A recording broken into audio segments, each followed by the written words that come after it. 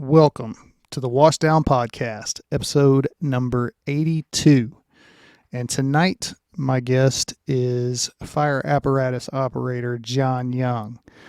And John has been with the fire service for 21 years. He spent 12 years in the rescue division of our department, and he has been a driver for 8 years. And he joins me tonight, and we talk about the stigma of mental health in the fire service, and also we touch on a lot of leadership principles. And it was a really great conversation, and I'm very appreciative for him coming on the show and sharing with everybody. So hope everybody likes our conversation. If you do, click like, subscribe, all that good stuff. If you're listening to it on YouTube, subscribe to it. If you're on Spotify or whatever platform you're watching it on. And so without further ado, here's John Young, and have a good day. On social media and seems to talk about, am I loud enough? I think you're good. They seem to talk a lot about, millennial this and they're bad and they don't want to do this and they want to play video games and all that.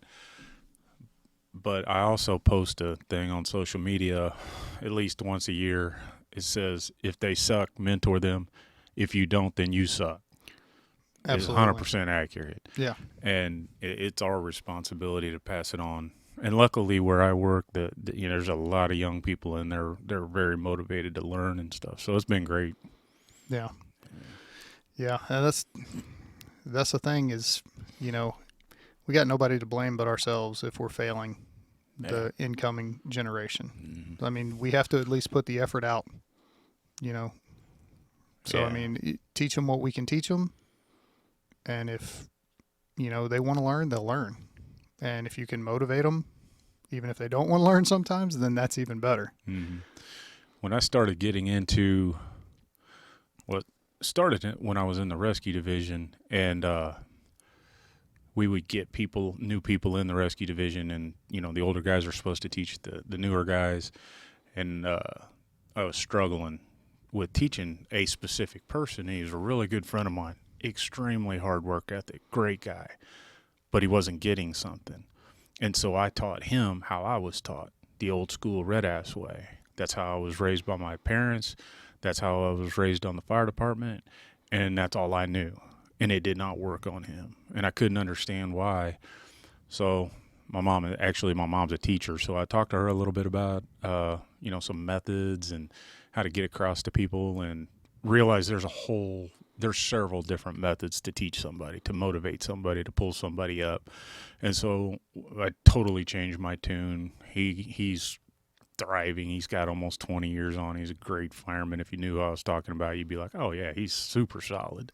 Yeah. Well, I just needed to come at him a different way. Yeah. And so having seen that, I have realized that the old school red ass way that worked for me does not work for very many people. So it's really not a good technique. No, not anymore. Mm-mm.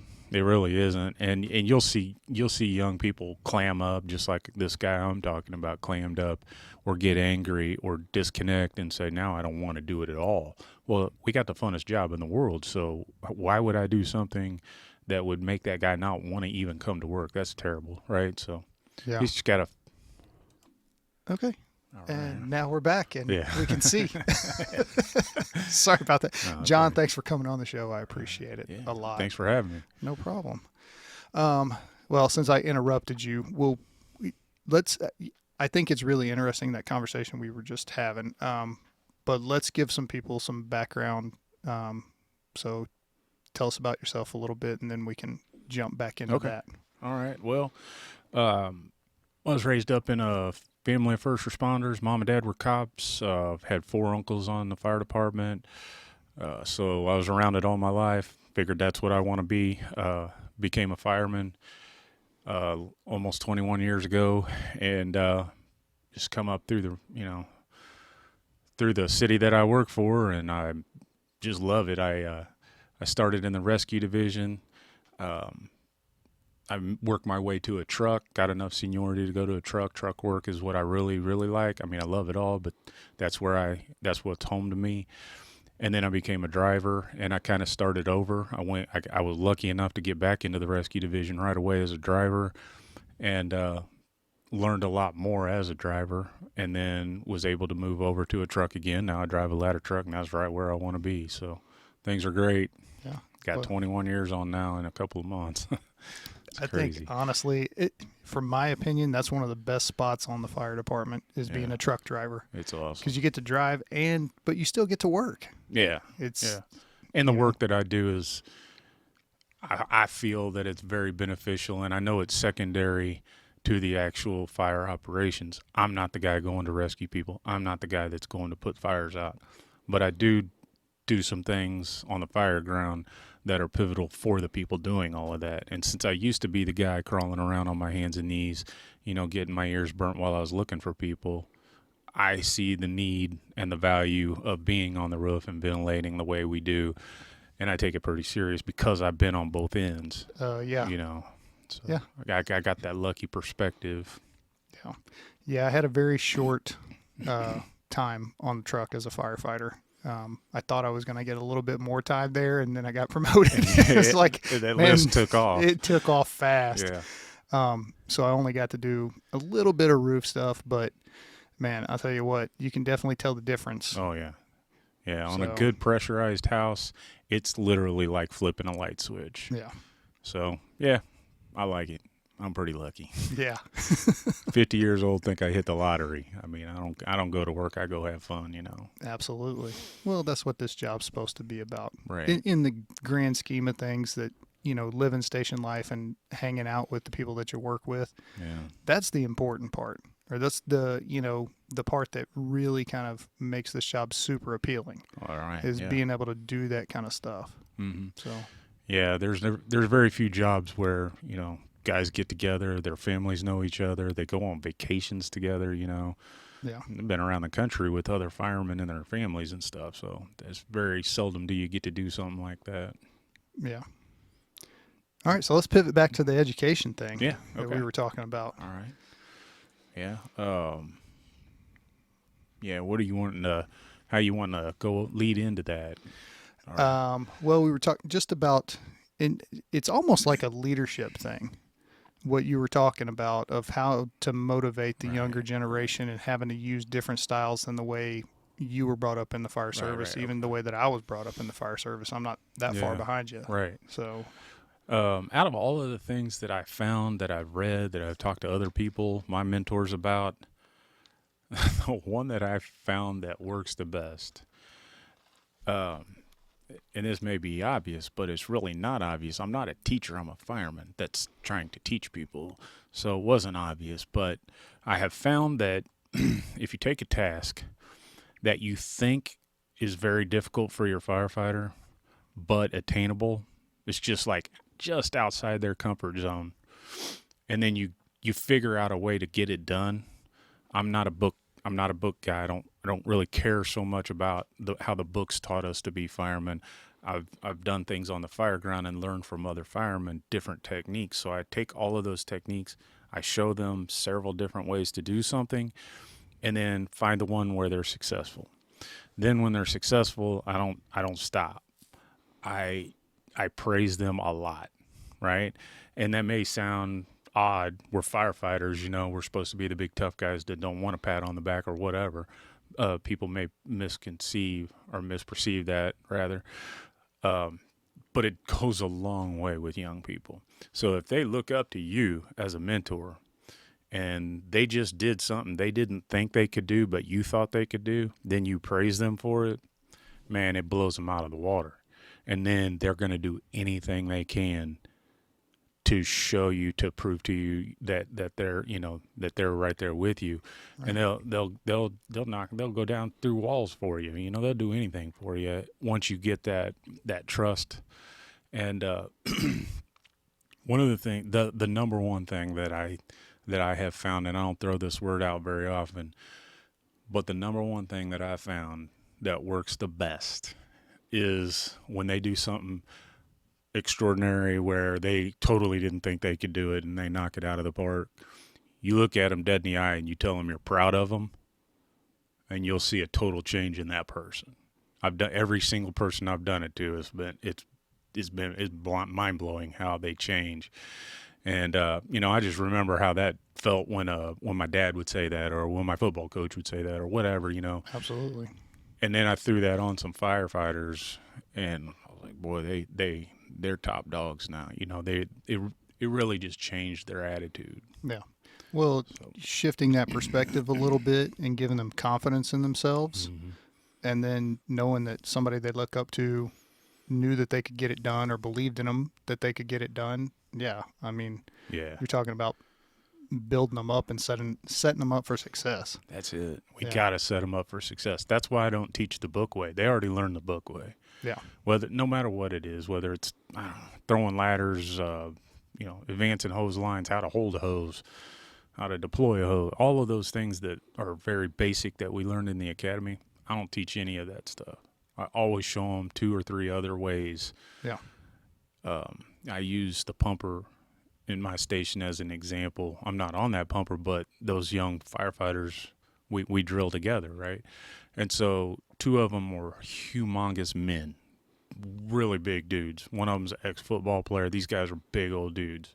And then the other 2 firefighters are 120-pound women. They all have to do the same task. Yep. So I'm not going to be able to teach them how to throw a ladder the same. Yep. So we don't. I showed them one way. I showed them all the ways. The guys do it one way. The girls do it a different way. They both get it done. That's all I care about. Yeah. Well, a million ways to skin a cat. Yeah. And then when you have a little 120-pound firefighter that does the same task as that 300-pound football player, their confidence grows huge, and now back to the wanting to, please their mentor or please their captain or whatever. They're going to go harder for you and try harder. Yeah. Yeah. It's been successful so far. Yeah. Yeah. No, dude, I agree 100% with that. That's one of the things that I've slowly been trying to implement. And it's different whenever you're a floater. There's only so much that you can do that with, the crew you're with today. You make sure that, that, or those guys know that you appreciate them, that what they're doing is, good. Mm-hmm. So it's tough though. As a floater, I can't imagine, you're seeing all kinds of things and you can't really do a whole lot about it. Good and bad. Yeah. You're not wrong, but thankfully my experience as a floater was overall, I think, pretty good. That's good. I didn't have anything that there was no issue that I was like, okay, that needs to be addressed right now. It was mostly everywhere that I was at, the guys were pretty solid. Mm-hmm. And, if they had a question, they'd ask me. Yeah. And I'd be like, dude, the way that you're doing it's fine. Yeah. I could show you the way that I've done it in the past and the way that, captains behind me have taught me to do it. What works for you is what works for you. Right. Yep. So anyway, the reason that I asked you on the podcast, because we had, the driver training that we went through, and you made a comment about mental health, and you were talking about, crashes and things like that. It kind of stuck with me. Mm-hmm. So I kind of wanted to get, your story and your perspective on how we're doing with that in the fire service. How we're doing is better than we were not too long ago. We're actually getting better. This is the first time that I've seen in recent years where, can I name names? Okay. Yeah, I wouldn't. Where a guy in our union went to a company of psychiatrists and got the ball rolling to get us some real help. So there's different help out there, what I found. And this guy went and got some real deal people, and I believe that they're helping out a lot. But overall, the fire service is lacking way behind in mental health. And there's, I think maybe the comment that you're probably referring to is the stigma in the fire service of you're a weak man or you're not man enough if you got to go see a shrink. We're the problem solvers. People call 911, their worst day, we come fix it. That's what we do. We're done, right? Well, that's all well and good, but we see a whole bunch of stuff over years and years and years. And then you're dealing with things at home for years and years and years. And you add all of that up. What do you think's going to happen? I don't know who the toughest person is in the world, but everybody's going to be affected by things, So what I said in that class is I'm talking to everybody when I say that, but I'm talking to the young people that nobody said that to me when I was a young person, and I'm talking to that middle of the career guy, that 10 to 15-year guy also. And I look at him and I say, when that old guy or when people think that you're weak for going to see a shrink, I look at them, I say, that's bullshit. That's wrong. It's dead wrong. They're wrong. And I know a whole lot of people on our job, big, tough, bad dudes that go see shrinks and go get themselves some help. And maybe I say shrink like yeah, it's a counselor. good thing. I mean, you counselor. Yeah. I hope that people hearing this don't think that's a derogatory term. That's a good thing. I just, that's the term I use normally. But yeah, counselor. Go see somebody. And how it all got started with me going and seeing one and getting help was I worked at a station in the middle part of our city, and for whatever reason, this station had over several years lost several people. And I'm not talking 2 or 3. I'm talking half dozen more guys to different things. There's a heart disease, there's a cancer, and then he ended up killing himself. That was a mentor of mine. That sucked. That was terrible. And there was another suicide, and there was a line of duty death at a fire, and there was a guy that got in a fight with a cop, and the cop killed. There was just all these things over and over and over again. And then you run the calls. Dinos over and over and over again. The little 7-year-old that gets eaten by a Rottweiler and lives. And you had to fight the Rottweiler. I fought the Rottweiler while my partner went and grabbed a kid. I mean, it's just, you go through all these calls over and over and over again. All that adds up, right? Yeah. So now I've got issues at home, just like a lot of people. And I'm kind of down and just thinking, man, this is, things aren't great like they should be. Yeah. And I picked up an overtime shift on an ambulance, one of our busy ambulances in a very busy part of town. And I'm sitting at the dinner table in this station, and very interesting how this all planned out or played out. Everybody was in the day room. We were all talking. And then, I don't know, it was after lunch, so guys went and worked out, and then they went and took a nap, and they did whatever they were doing. All of a sudden, with no planning, I'm alone sitting across the table from one of my friends who's on modified duty because he had a gun in his mouth and was going to pull the trigger. He went and got himself some help. And out of the clear blue, I didn't even know that at this time. Out of the clear blue, the conversation stopped from the fire stuff like we were talking when everybody was in there till he looked at me and just started telling me a story. Told me about sitting there at home with the gun in his mouth. And I'm thinking, holy cow, it just took me by surprise. And, this is not just some regular guy. This is some big, tough dude. This is a bad dude. Like, most people would never, everybody would be shocked if they knew this guy was going down this road, because he's a big, tough dude. You don't think about him having problems, right? Yep. I didn't.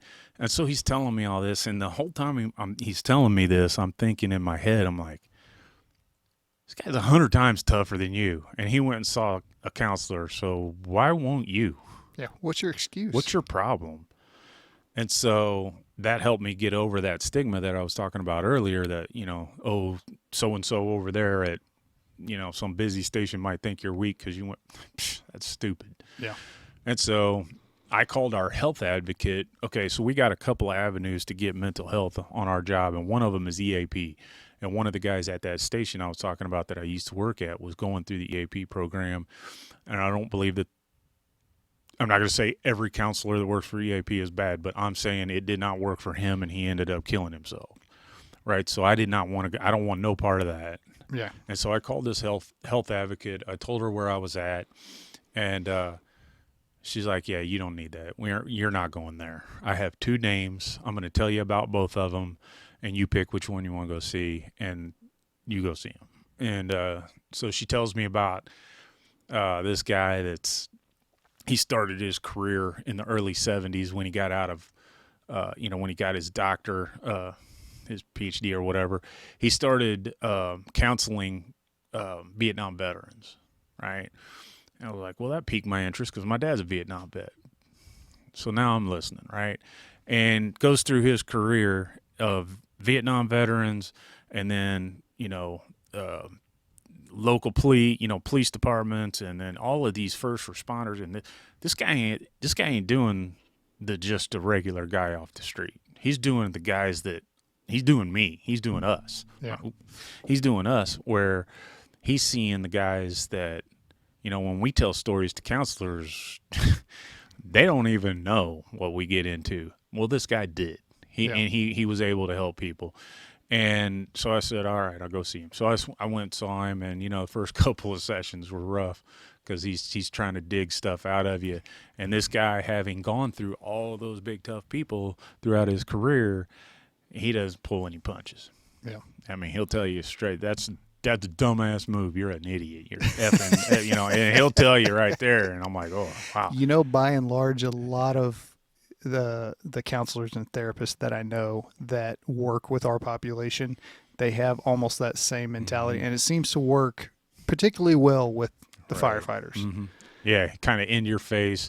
I'm not here to make you, feel all lovey-dovey. I'm here to help you get through your problems, right? So he did, And I went to him for, I'd say 6 months or so, and, several times, several visits, and gives you coping mechanisms and tells you how to work through things and all. It was great, right? And so I have tried to figure out a way to kind of break that stigma on social media, where you get on. I'm on a lot of training sites, so I have a lot of social media friends that I don't even really know. We're not friends, but they want to follow the training stuff that I do and stuff. So I was thinking about getting on there and, I don't know, just doing what we're doing right now, but I've never been able to do it. I just haven't been able to do it. I would highly encourage you. I think it's important. Go ahead and do it, and it's not like you got to talk about it every time. Yeah. But, maybe once, a quarter or something. And it doesn't have to be a big thing, just something. Because I'll tell you, I was reading an article from Fire Engineering back in February, and I was doing research actually for the podcast that I shot last night. Mm-hmm. And in the article, they were talking, the University of British Columbia did a survey of firefighters, asking them about mental health services and if they'd seek them and all of that stuff. 92% said they would not seek mental health services because of the stigma. See, that's where we're at. It's like we are, and I did a Instagram post yesterday and put it up. We are actively preventing people from getting help because of the culture and how we are. Now, I don't know. Do we need to shout it from the rooftops and be in your face about it at every? I don't think so. Yeah. I don't think that's gonna turn more people off than it helps. Probably. Right. But at least we need to make it to where it's an acceptable conversation to have. Right. Yeah, I agree. I think, in different conversations over the last 5 years about this, I've come to know that, like I said earlier, there's some big tough dudes they go see counselors, right? So if everybody knew that, they'd be like, oh, if they had the experience that I had while I was sitting at that station, then they would be like, oh yeah, I'm definitely going to do it. So how do we do that with you can't tell them that name, and that name. You can't do that. But that's why I say what I say in that class. Yeah. I do say there's some big tough dudes that do it, but I'm not going to tell you their names. Yeah. Well, and I think it's one of those things where, I don't want to call anybody out or say it's their responsibility or whatever, but, it kind of is. Yeah. I mean, step up and say something that, hey, you know what? I was having a problem and this helped me. Mm-hmm. you're helping other people by doing that. And not only are you helping other people, you're helping your brothers and your sisters. Right. Important people. Yeah. We're supposed to be a family. You know, we take trips together. Right. Yeah. You know, our families know each other. So how are you going to feel if you're the, a hot shit firefighter at your station and you're going to see a counselor and your buddy has no idea and you're over at Christmas and Thanksgiving and all that stuff, and then he kills himself because he doesn't feel like he can go get help. Right. Yeah. I agree. I hear you. Yeah. I mean, that's kind of the whole point of this podcast. Right. Is just let's be open and honest about it and talk about it. Got to start talking about it. Yeah. This has been very difficult for me. You can ask. It's been very difficult for me to come here and talk about it because I'm putting myself out there. And I don't mind putting myself out there teaching about something that I know, like fireman stuff. But this is different. It's very tough. Believe me, I appreciate you being here. Yeah. So I really do. So, but that's part of reducing that stigma. Mm-hmm. Right. You know, just say, hey, yeah, it's not a big deal. It's really not. It's one of those things that it's not a big deal until it is a big deal. Right. And it's a bigger deal when you don't seek help. If you go seek help, it's not that big of a deal. Right. You go and you talk to your counselor, you talk to your therapist, you work through your stuff. You get those coping skills, and hopefully, it's not like maybe there's a misconception of, oh, well, if I start going to see a counselor, it's like blood pressure meds. I'm going to have to go see a counselor for the rest of my life. Right. That's not it. That wasn't the case for me. Yeah. I mean, maybe you can, but I didn't. You can, but it's probably a shitty counselor. Yeah, because true. They didn't help you get over anything. Yeah. Their whole goal is to give you those skills so you can cope with them yourself. Right. So you know what to do. Mm-hmm. I mean, you look at a lot of the coping skills on the fire department. Alcohol, drugs. Yeah. You can just go down the laundry list of all the bad shit you could possibly do. Right. No, let's get some good coping skills. Let's talk about this shit. Right. Yep, get it out there. Yeah. It's tough, but that's what needs to be done. I think that guy we were talking about earlier, the union guy that got that company to come in, remember when all of us went down? Yeah. I thought that was great. I actually did it twice. One of them I was on overtime, and I didn't stay at the station. I wanted to hear it again. I really liked their spiel and what they were saying. Those guys that man and woman that were in the day that I went, they were in your face, man. They told it like it is, and like you said earlier, that's how firemen respond. They respond to that. So I have not sat through any of their sessions, but I had a feeling just by the way they were talking, they were going to be good at their jobs, and that's what I want. That's what I'm hoping. I'm hoping people will use them. I hope. So after those, after their spiel, I don't know how many people were in the room. 75, maybe 100 at a time. I don't remember how many of us there were, but there was a line after that. After their spiel, they would take questions and comments personally, and both days that I was there, you'd see a big long line of people waiting to talk to him. I was like, oh yes, I would love that. That's a great sign. Yeah, I thought they did a great job, and that's a big deal. Yeah. Well, any type of forward movement is positive at this point, because like you said, I mean, it's better than it was, but we're still way behind the eight ball. That statistic you just read, 92% won't go. Not aren't thinking about it. They won't go. Yeah. Come on, man. And we're 5 times more likely than the national average to get PTSD. You're 3 times more likely to die by suicide than you are to die line of duty death. Yeah, man. I mean, just look at we just look at the raw numbers. It's like, come on, everybody. Let's get our head out of our ass and let's be proactive. Let's figure this out, because we need to make it better. We need to make it better in a hurry. It almost seems like something should happen, earlier, way early in our career before you. Remember that analogy in that thing? He said, you got a bucket, you fill memories into that bucket. Eventually that bucket's going to get full and then overflow. Yeah. Well, I didn't see somebody until my bucket was overfilling. Well, what if you start at the beginning?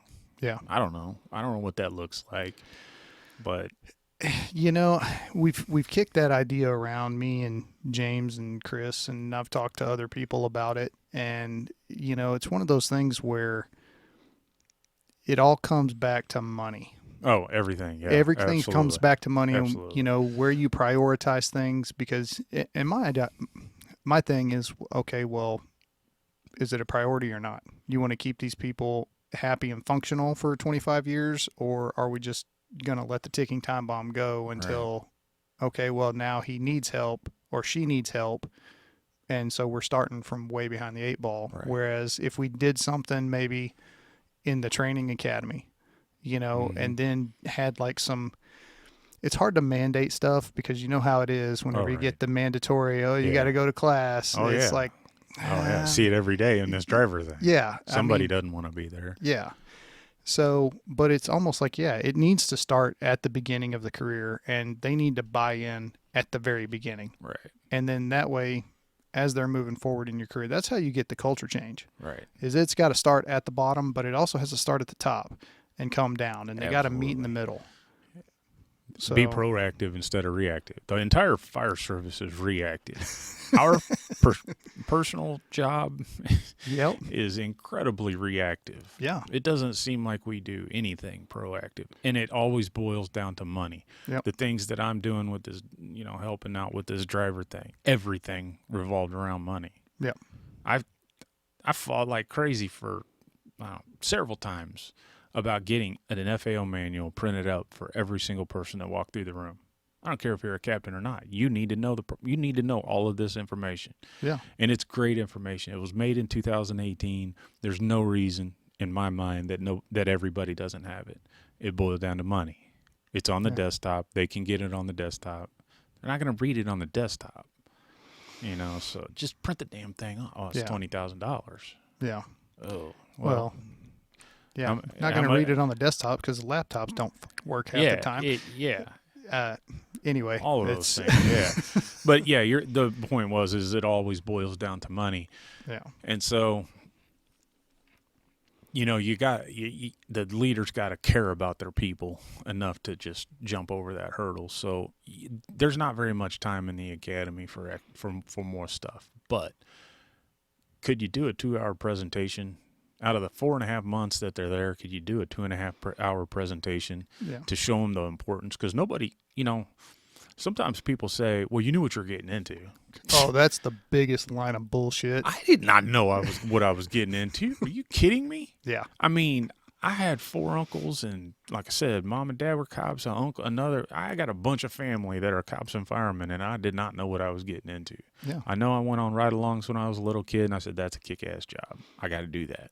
But that didn't tell me about all the bad stuff. I didn't see any of the bad stuff. No. Yeah, and there's no way that – I don't think there's any way that you can be 100% prepared. No. For your first day in the field. No, but if somebody tells you, hey, man, eventually you're going to see a dead kid. It's going to be in your arms. It's going to have its blood all over you.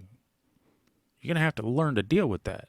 So how about we go ahead and learn some coping skills now instead of at your 15-year mark when you got a gun in your head, in your mouth, and you're ready to eat a bullet. That kind of thing. Yeah. You can tell them some things that they're gonna see in their career, and maybe just kind of shock them and be like, "Hey, boy, you better get some help now. It's that important." I don't know. It's just something I've thought about, but everybody wants to throw a bunch of more training in the academy, and they just don't have any time. Yeah. Like the driver thing. Back to the driver thing. They want that part of the academy. It's not going to be part of the academy. They're teaching them how to be firefighters at the bottom level. Yeah. They're not teaching them how to be drivers. They need to do that later. Yeah. It's just no time for that. Yeah. But we got to figure something out. Right. Even if it's, not in the academy, if it's once they come out. Yeah. Or maybe it as, company officers, take some initiative and make that part of your monthly training cycle. Educate yourself. Yeah. It's not that complicated. It's really not. We expect our company officers to be captains and teachers. It's two different things. It's two different careers, Yeah. all in one, right? Okay, so I find it odd now that I'm teaching like a splinter of the academy, and I'm teaching this class, but I'm not a teacher. None of us are. The four of us are doing the best that we can, but we're not teachers. So how do you teach guys how to be teachers, right? That's going to be a tough thing to do, to teach a captain how to recognize issues and then how to deal with those issues in the mental health aspect. But here's something that could happen. I worked for a captain. He's a very good friend of mine, and it's interesting that I didn't even recognize him doing this when he did it. But after he told me, after I didn't work for him anymore, and he told me this leadership technique, I was like, I remember you doing that. Every day, he would take 20 minutes and dedicate it to a firefighter on his crew. This was on a rescue, so there was 8 of us. It's 7 of us plus him.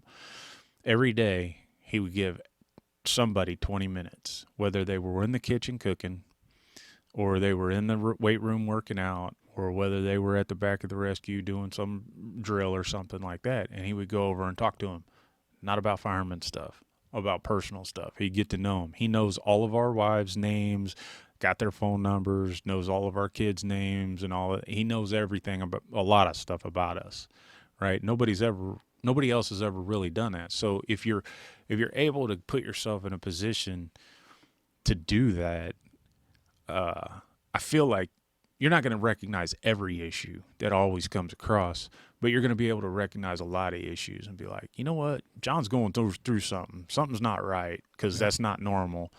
And then pull me aside and then say, hey, what's going on? Let's talk. Let's have a real talk, So he was really good about that, and I'm not a captain, so I haven't done that like him. I have done that like him. I haven't done it from a company officer's point of view for his reasons. I've just kind of taken that and done it for different reasons, just a crew cohesiveness. Right. We know more about each other, so we're closer. That's why I do it. Yeah. Well, and I'm a big fan of leadership at every level. And, as the driver, or the FAO, you're kind of the de facto leader. Yeah. That's how that kind of runs. That's how it used to be, and that's how I was raised in the fire service, and that's how I try to be. Yeah. Like one of our main rules is don't make your captain be a captain, don't make your chief be a chief. Exactly. Right? So don't go to him with any of this bull crap. Come to me. Yeah. We're the same. I'll help you get through it. If we can't, then we go to the captain. Yeah. But yeah, I try to do that. Yeah. But with that being said, it is the company officers. I think it's a responsibility to do that, to get to know the people that you're working with. Mm-hmm. Not only, you're going to get to know them on a personal level, but that actually is going to help you figure out maybe what their strengths and weaknesses are with the fire service. Right. What are they good at? And that's part of setting them up for success. Right. Because you're not going to, this person who really sucks at tying knots, no matter how hard they try, you're not going to make that your knot guy. Yeah. Whenever you got this guy over here who's killer at knots, but this guy's great at something else. Right. Yeah. So. Right.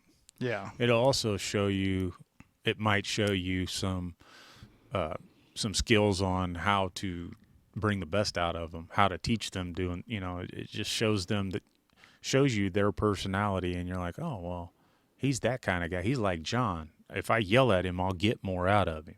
Yeah. If I'm in his face, I'll get more out of him. Or, if I'm a different kind of personality, he'll be like, man, if I yell at John, he's going to clam up and not going to be able to do this task or whatever it is that I ask him to do. So, you can learn things about people by just having quick little conversations like that. Yeah. And on the flip side of that, they can learn about you. Right.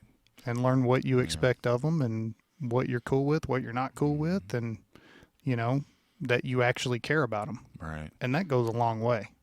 Because I've worked for captains where it was obvious they didn't give two craps about me. Yeah. But then I've worked for other captains that were invested in me and wanted me to do well. Yeah. And you wanted to do better for them, too. Exactly. Because of that, yeah. Yeah. One of the things, I just saw this happen recently. I've never seen a captain every captain should give their expectations to their crew. They get a new crew, they go meet all this new crew, and they got to give them their expectations from driver on down. I get that. But I've never seen a company officer sit down with their crew and say, "What are your expectations of me? What do you want from me?" And I was shocked when I heard it. I was like, "Ooh, Yeah, dude, that was good. That is That was super good," because he took these. They were 2 2-year and 2 3-year, and a 23-year driver. Is how much time that all 5 of these people had that he asked that, and it blew him away because nobody had ever heard that before. And I took. I'm probably never gonna be a company officer, but I took that, and I'm like, other people got to do this. Yeah, That was so big for those young people. It just showed them a lot. And when they answer, when they came down, they were like, "Oh wow, I can't believe he asked me that," and they came up with some answers. It was great. Yeah. Now he knows, they know, they're on the same page. So you can't help somebody if you don't know what they need to help on. exactly. Man, if I had a company officer ask me what I needed, I'll tell you right now. You know what? This is the first time this has ever happened. No names, but this is a deputy. And again, I come from the older school of firefighters and deputies don't talk to each other, right? And so this guy walks into our station and he says, "Hey, everybody sit down at the table. I want to talk to you." I was like, "Well, that's weird. Are we getting our butts chewed for something? What happened? This is not normal." And he looked around the table and he goes, "What do you need?" And I said, "What do you mean?" He said, "What do you need? What do you need to make your job better? What can I do for you?" And I said, Are you serious? Because I have a list. There's some tools that I wanted and some things that I wanted. And I was talking to a couple of other truck captains and their drivers about things that we needed on our trucks that we didn't have. So I had a list. And he asked me, he said, "Yeah, I'm serious." I'm like, "Here's the part numbers. Here's the things this is what I want. This captain of this truck wants this tool. This is what we all want." The floor jacks and all that stuff came from this conversation.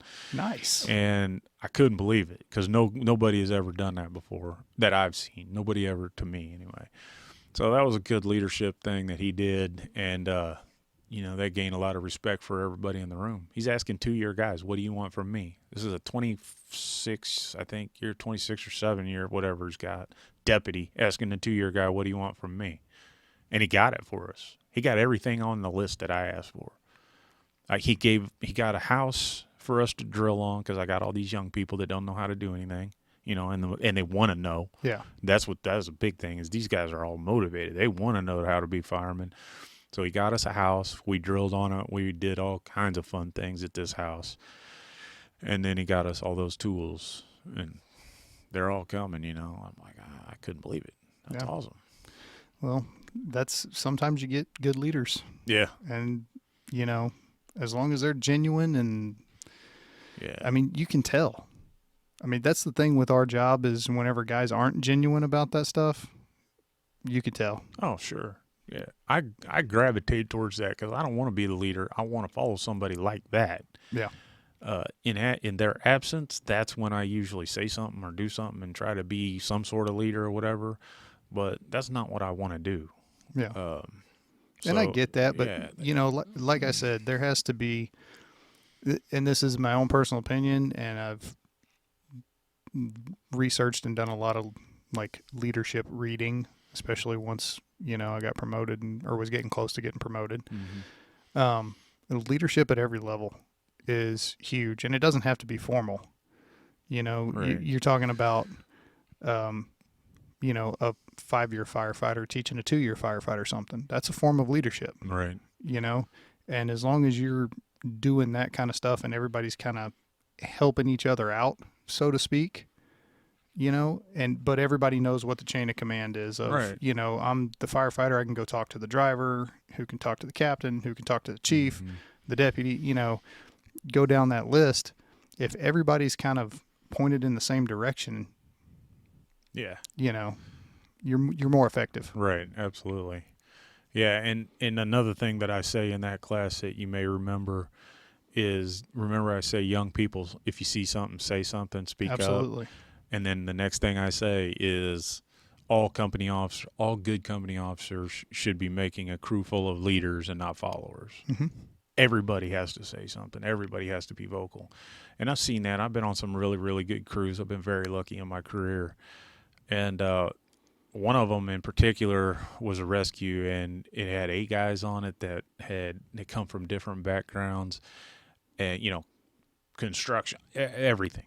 We had somebody that seemed like they knew everything, you know. And so that was really good. And what that company officer would do to that crew, and I think everybody should do this, is he came – actually this technique came from our battalion chief who's passed away, a line of duty death, cancer. But that chief and this company officer were really good about coming in totally blind and saying, hey, you got 1 week, come up with a drill. It could be 1 to 3 hours. I don't care what you do. You're in charge of it. Research it, make a PowerPoint. I don't care what you do. We could go out and actually do it if it's at a building or, go to the junkyard, whatever you want to do. It's your drill. You're teaching it. And so that technique, when you teach somebody, you actually become better at that job, whatever you're teaching them. So he's teaching people how to be leaders. He's teaching people how to be better at their job, all with a simple command. Yep. You're in charge of a drill. I want it done in a week. Go. And another thing that they would do, and this is a great technique. They would set up a drill that you didn't know about. They would get you and 2 or 3 other people out of the station, could be on the same crew, could be whatever. And then you'd come out and they'd be, hey, you see this problem? That's the problem. There's your tools. You're in charge. That's your crew. Get it done. And he would just do it blind. I mean, it was out of nowhere. You had no idea it was coming. And I'm looking at him. I'm like, I don't know how to do this. I'm not in charge of nothing. I'm not, And I'll never forget. We had this. We had this kid that was a floating firefighter, so he had no time on. He got a spot, got bumped to our rig. That's how much we liked it. This kid was really good. He was going to be good, and he is good. And so he had no time on, and my company officer did that to him. And he looked up. It was this kid who had a year on with 2 other kids that just got out of the academy, and they were doing like OJT or they were floating or something like that. It was 3 brand new guys. He looks at this kid and he goes, here's the problem. There's the tools. You're in charge. Go. And this kid looks right at him and says, oh, his name. He goes, hey, Cap, I'm not ready for this. And he goes, perfect. You're it. And he turned around and walked off. And then I sat in the chair and watched him do the task. I'm like, oh, this is beautiful. That guy's got probably 3 or 4 whatever years now. He's a stud. He's an excellent fireman. Great guy. Good head on his shoulders. And it comes from things like that. Yeah. How do you make a 3-year guy that great? By doing that. Yeah. Pressure. Yeah. Yeah. It was good stuff. Those are good techniques. Yeah. If people are watching and listening, take that home. Do it. Yeah. Yeah. It's, that's I've never heard that kind of style before. Mm-hmm. I get it. So was he like we talked about earlier of, something that they were capable of doing? It wasn't like a drill like way far out of left field. It was something that he should be able to do. Since this guy was on a rescue, now this is his permanent spot. Mm-hmm. So, yes, he would have been expected to be an asset to get this problem done. Okay. And here's why. Think about how the fire service is. The pumper gets there, the truck gets there. They do a whole lot of work. They're great at it. But now they've got a problem that they can't solve. They don't have the right tools or maybe the right experience. They've never done it. They've never seen it, whatever the case may be. There's only one set of people to call, and that's the rescue division, right? And so they come in and they have different tools and they have different training and things like that. Well, when you're those guys, they kind of take a beating with the squirrel this and they think they're all whatever. Well, listen, when you're sitting in that captain seat of the rescue and somebody calls you to a problem that they couldn't solve, you're it. Yeah. It has to be solved. The extrication has to get done, and you're it, right? So there's some serious pressure on that person's shoulders if you've never sat in that seat. I'm telling you, it sucks, you know? I mean, it could be tough. I'll put it that way. Yeah. And so whenever a company officer does that to a guy like that, what he's doing is well, he's doing a whole lot of things to him, but one of the things that he's doing is starting his thought process and problem-solving abilities at a very early age instead of waiting until he's the tenure guy and now he's in charge. Now he's going to start being the problem solver?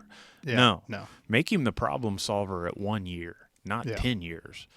A lot of guys make the 1 year guy the worker. They're the little worker bee. They're the ones doing everything. And then the 10-year guy is the problem solver, but that's not ideal. No, it's like you said, you want them all to be problem solvers. Right. Because, I mean, even if you're on a pumper company or a truck company, if you've got just a little worker bee that's doing the work, well, somebody's got to supervise the little worker bee. Yeah. So that means I'm taking up my time making sure you're doing what you're doing the right way. Right. Instead of, I trained you, you're good to go do your job. Yeah. I don't have to worry about, I mean, obviously I'm going to, keep an eye on whatever, but yeah, I don't want to have to micromanage people. Right. I want people on my crew that are problem solvers. That's all we are at the end of the day. Yeah. They give us big, cool fire trucks and a lot of money, but really all we are is problem solvers. Yeah. Every single call. That's it.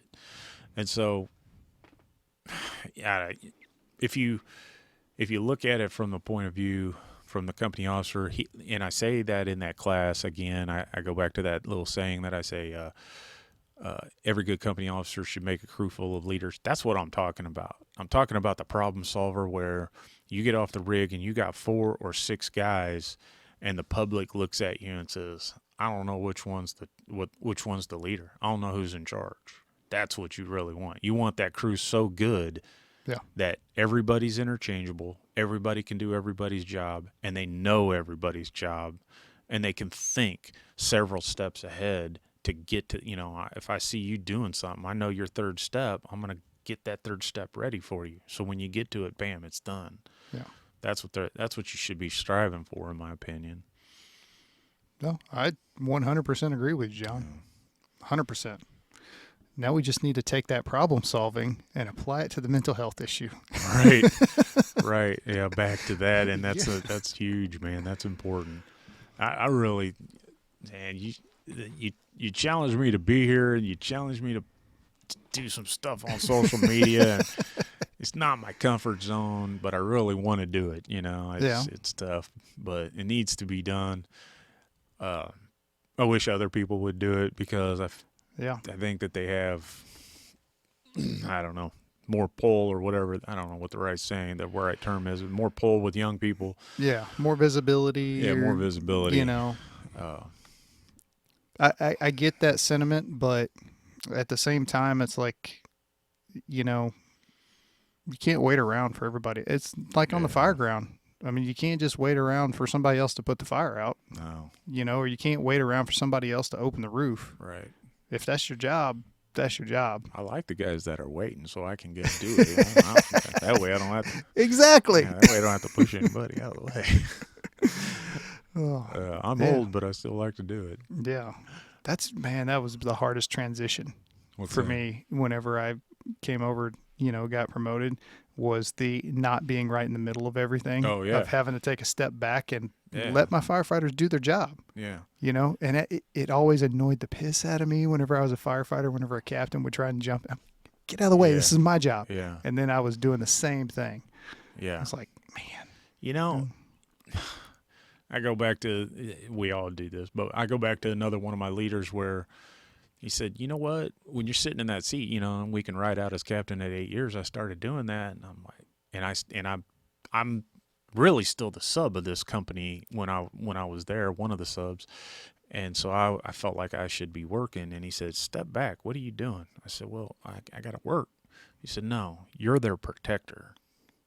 You're here to make sure none of these civilians do anything harmful to them, and you can't do that when you got your hands on the patient. Now, if you're doing CPR and stuff like that, and it takes everybody, I get that. That's not what he's talking about. I'm talking about, the regular extrication or the regular EMS call. Get your hands off the tools, let your people do the work, and watch them and protect them. That's what your real job is. And I'm like, hey, you know what? You're right. He's always right. And so I just took that with me. If in the rare instance that I sit in that captain's seat, I do very little of the work. And I just try to let them all do it and watch over them, make sure they don't make any mistakes. And when they get to a point that stumps them, I go in there and give a little nudge, and then off they go. Yeah. That's the goal anyway. Yeah. Yeah. That's the good goal. Yeah. So, yeah, man, I'm super pleased that you came on the podcast. I really do appreciate it. Yeah. And if I get more guys to come on and just talk about it and just be open about it. I mean, I think that goes, I had David Struther on the podcast, therapist. I've had him. I've had other therapists. I've had, personalities and stuff come on and talk about this stuff. That's one thing. You're going to get good, information and all of that stuff. But having guys that everybody knows come on and say, hey, look, I had a problem and I handled it. This is how I did it. This is, and now look at me. Yeah. It goes so much further, I think, than, at least locally. Right. And that's my main goal. Yeah, that's what I care about most. I care about this area. I put it on YouTube, it goes worldwide. I put it on Spotify, it goes worldwide. That's great. And if I help somebody in England or help somebody in Canada, that's awesome because it's a big brotherhood. Right. It's a big family. So, I want to help all those people too. This is what I'm focused on. Yeah. So. Sorry. Our department is what I'm really, really focused on. I want to help everybody, like you said, but our department, sorry about that. That's all right. Is what I really, really care about. I got a lot of pride in that, what it says on our shirt. And take that pretty serious. Yeah. No, 100% agree, man. So, well, we've been going long enough. I don't want to keep you all night long. So, do you have any closing thoughts? No, if people are watching and listening to this, just call somebody. We have people that can help. You just got to call and ask for help. You got to reach out. I can't recognize everybody that needs help. I wouldn't even know what that looks like, really. Not all the time anyway. And so if you feel something is a problem, just go reach out and do it before it's a major problem, before you're like my buddy with the gun in his mouth and stuff. That's just, I can't even imagine that guy doing that, And so go get yourself some help. And if you ever have, if you don't know who else to call, you can always call me. At the end of the class that you were in, we put our names and numbers and emails up there. I want everybody to call. I don't care what they want to talk about. I'll try to help them. And if I don't know the answer, I have a group of mentors that I call on a regular basis, I'll help get the answer. I'll find the answer. I certainly don't have all the answers, but I'll get it. I'll get it to you. Yeah. So cool. That's it. Well, thanks for coming on. Right on, man. Thanks for having me. No problem. And like he said, if you are struggling, reach out. There are resources out there. People care. If you know somebody that's struggling, you recognize the signs in a crew member, a friend, whatever, reach out to them. Tell them that you care. Let them know what the resources are. If you don't know what the resources are, reach out to somebody else. Somebody knows. I mean, there's stuff all over the place. So there are a ton of programs, not just with the department, but outside. If you're more comfortable doing that, there are a million nonprofit organizations that help first responders. And most of the time it's completely free. So, reach out. I mean, what's the alternative? I mean, you reach out, you get help, and then you're happy? Oh, that sounds terrible. Right. So reach out. So, yeah. All right. Thanks for stopping by, and we'll see you next time.